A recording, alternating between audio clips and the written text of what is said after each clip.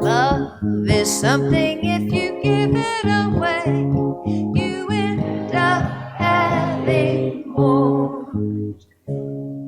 Ah, it's so good. And that is right in the line with what we're going to talk about, the spiritual understanding of living from abundance. It truly is a great spiritual truth. And we start with this scripture, Psalm 23, verse 1. The Lord is my shepherd, I shall not want. Now, metaphysically, we look at this. God, all there is, that Christ consciousness, that wisdom, that divine essence, is our shepherd, is our guide, is our support for all that we want. Now, what do we think of when we think of a shepherd? Someone who watch over the sheep, keep them crowd, keep the wolves away, protect, support, nurture, stand over, and observe from a distance. The shepherd has dogs who are in there with the sheep. The shepherd's not running around amongst the sheep. In the same way, God is always present, always a support, always a guide, always bringing forth whatever we want and need. That's really a wonderful truth, isn't it? It's like having a magic penny. Ernest Holmes was the founder of Science of Mind, of the Religious Science Church, which is kind of a kissing cousin of Unity. We're very, very close. And he wrote, "The universe is inexhaustible. It gives and gives and gives again. The limitation is not in supply, but in our capacity to receive." This is a truth that I've come to value and know for myself. Now, most of my life, I've lived with the truth that there's only lack and there's never enough. Anyone ever explored that wonderful little poster child? And when I believed it, that was the truth. That was my truth. What I believe now is that God, the universe, is inexhaustible. Absolute abundance. And within that, I've adopted a practice of affirming that each day so that I'm living in abundance. Myrtle Fillmore is the co-founder of Unity and a tender soul. I just love Myrtle Fillmore. She writes, "You do not have to beg God for your good. You only need to realize it." So if that lavish abundance, the universe being inexhaustible, and we are in the universe, we are in God. We don't need to beg. We don't need to barter. We don't need to do another rep to receive from God. It's freely given. Just like a good shepherd. That support and comfort in every way. So the block for us is realizing. So if it's absolutely true for each one of us that the lavish abundance of God is within us and everything that we want or need is provided freely, why don't we just believe that? Why don't we just know that and go on with our life? Anyone have a guess? Because we're too smart. I like that, AJ. It really is. We think on our human level, because we've got this incredible package, this communication device, the body, and we've got all these senses, and we've figured so many things out. There's a few mysteries, but we know it. And when we're in that ego, when we're in that knowing that we're right, it's like we've sealed it. Yes, Linda. It was your fault. It's your fault, and you're the only one that can fix it. Well, I'm glad you've got the job because I gave myself a pink slip years ago. It's so good. We do not have to beg God for our good. We just need to realize it, open up to it, living in abundance. The wonderful Eric Butterworth, he was a powerful minister, served in New York City, and wrote some wonderful books. He says, it is the law of mind action that we attract what we think and feel. The law of mind action. What we think creates our experience. It's our third principle. What we imagine, what we believe, what we say, what we think and feel is the very action of creating our life. That's right. That's right. And we have the capacity to direct where we're thinking, what we're thinking on. So if we're having a thought that, that one doesn't work for me anymore, we can adopt a different thought. We can change the channel. So that we are cooperating with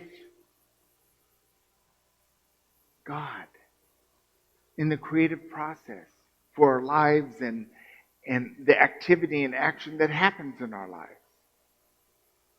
So if I think that I'm not enough, if I believe that there's not enough money, what am I going to get? Not enough. And not quite enough money to do what I need to do. You mean all I have to do is think that I'm lavishly rich and I am a billionaire? No, it doesn't work that way. It can, but that's not the law. The law works in relation to what we truly can believe. Now, if you believe in every cell of your being that you are a billionaire, it will happen. It may not happen overnight, but it will happen. But you have to believe it in every cell of your being.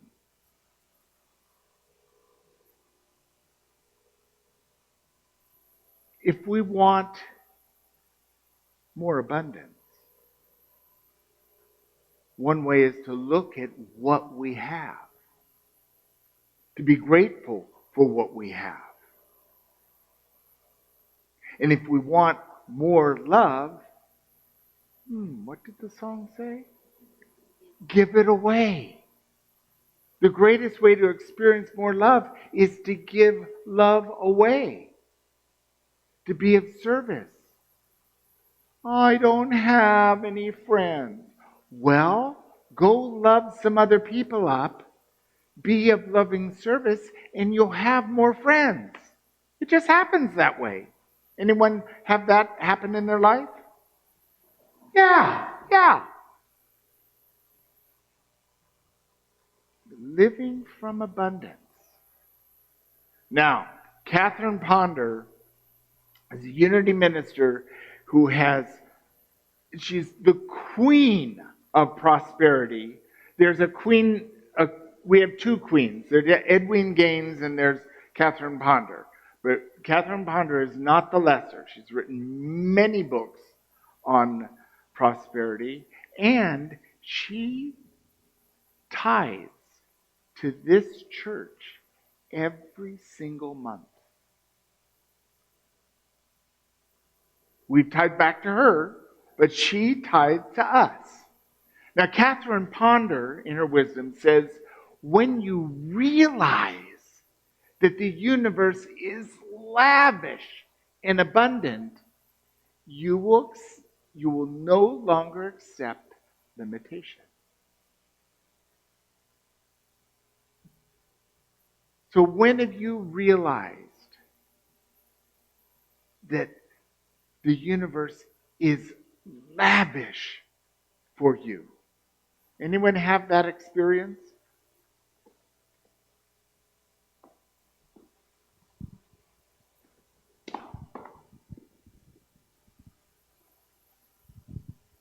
A couple of people in this room know this, but life is just unfolding so beautifully for me right now. It's in ways I have never imagined.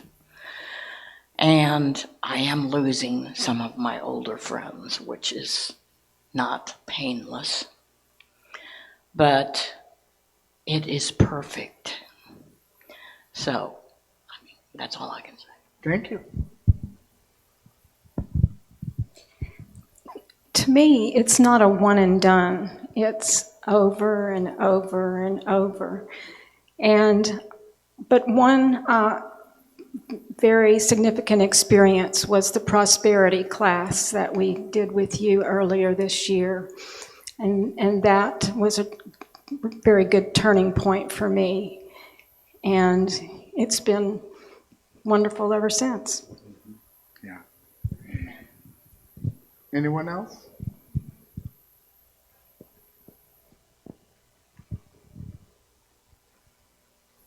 I've been practicing a suggestion I got from Owen, which is before I put my feet on the floor in the morning, I name 3 things I'm grateful for. And I try to find different things.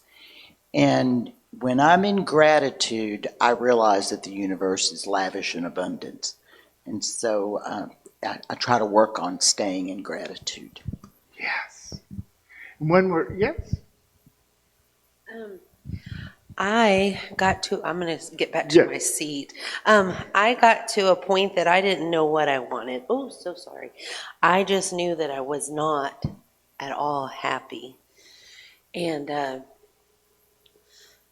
prayed every night the Lord's Prayer. And that's really the only prayer that I knew out of the Bible by heart. And I just prayed the Lord's Prayer and cried. And even came to points where I was like, just take me. I can't do this anymore. And I just totally gave it all to God. I didn't know what I wanted. I didn't know what was going to make me happy, and I sure didn't know how to do it. And I just gave it all to God. And whenever I got that little feeling in me, this is the step you got to take, this is the way you got to go, I was just following. I was like, I don't know, hold my hand and lead me. And he did, and things are just unfolding beautifully. And like I've heard so many times, and you're like, oh, okay. It's more than I could have ever asked for. And I'm so happy, and I'm so happy that I found you guys in this church. It really makes my Sundays. I look forward to seeing y'all. But that's all I got. Thank you. It really is the truth that it's not one and done. It's something we need to affirm over and over again. That it really does require, that's why we started this month with the sacred art of letting go. You've got to let go. You got to create some space to fill it. Have you ever noticed that in your house? To go and get more stuff, you got to get rid of a whole bunch of other stuff. So with wisdom, I just stopped getting stuff. You got to let go to have room. Our co-founders, Charles and Myrtle Fillmore, drafted a covenant that basically boils down to, God, we give absolutely everything we own and we are to you. By the way, we expect that whatever we need or want will be provided to us freely. Thank you. You got to give it. And if you want a life, one with God, you've got to give yourself, give it to God.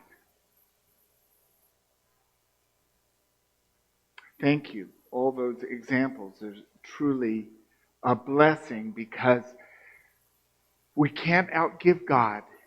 And it is amazing how we can go towards a goal that's easy and flowing and we're getting all kinds of, oh, this is the right thing for my life. And then we experience so much more than we ever imagined. And it doesn't matter if you're getting recovery from a compulsive behavior and you have a new life because the old trajectory was not looking real good. It doesn't matter if we're in a broken relationship and there's emotions flying, we can still be in the presence of a sustaining, lavish love that's always available to us. When we're ill or we're challenged by health issues, love is what renews us. Love is what sustains us. Love is what heals us. So we just need to love. Love ourselves just the way we are. But I heard, love ourselves just the way that we are. When we resist pain, it hurts a lot more. So embrace. Makes me think of a song to sing, but I'm not going to sing it. Embrace me. You get it. And no, you don't want it. So let's go to our personal exploration. So this week, living from your abundance, you might affirm your abundance each morning. You might do it as Deborah shared. 3 things that you're grateful for upon waking up. Or affirm your abundance by recognizing the home you're in, the wonderful objects around you, the people you share your life with, the food in the refrigerator. We can affirm our abundance by recognizing we are lavishly provided for. And God is our only source and supply. Say that with me. God is my only source and supply. Again, God is my only source and supply. That's a good one. Affirm your abundance. The second one is give something. We talked about giving love. It can be tangible or intangible. Oh, you like this? Here, take it. Give a smile. Give a recognition. Sometimes giving a loving question is a great way to give. Giving someone a ride. Answering a helping hands request. Or giving something. And if you do it every day, you have a practice of giving love away. And you may find that if I do it multiple times every day, my life is actually in a better place than when I'm not giving it away.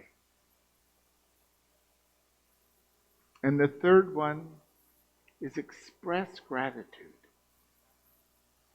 Certainly before sleep, before you lay your head on the pillow, be grateful for the day. And if you look at some part of the day where you resisted or you judged or you were critical, forgive it. Let go of it so that you go to sleep grateful. Expressing gratitude to this presence within you that sustains you and heals you and guides you. Gratitude, whatever we focus on, think of it as light. Gratitude expands things. It grows things. So if you're looking at the mess in the backyard and who's going to clean it up, don't give too much of your energy on how much of a mess it is. It just grows. So this is a great opportunity. And as we take what we have received these Sundays of letting go, of opening to the presence, and living from abundance, we are ready to receive the wonderful blessing of this truly rich life we've been given. And that's living from abundance.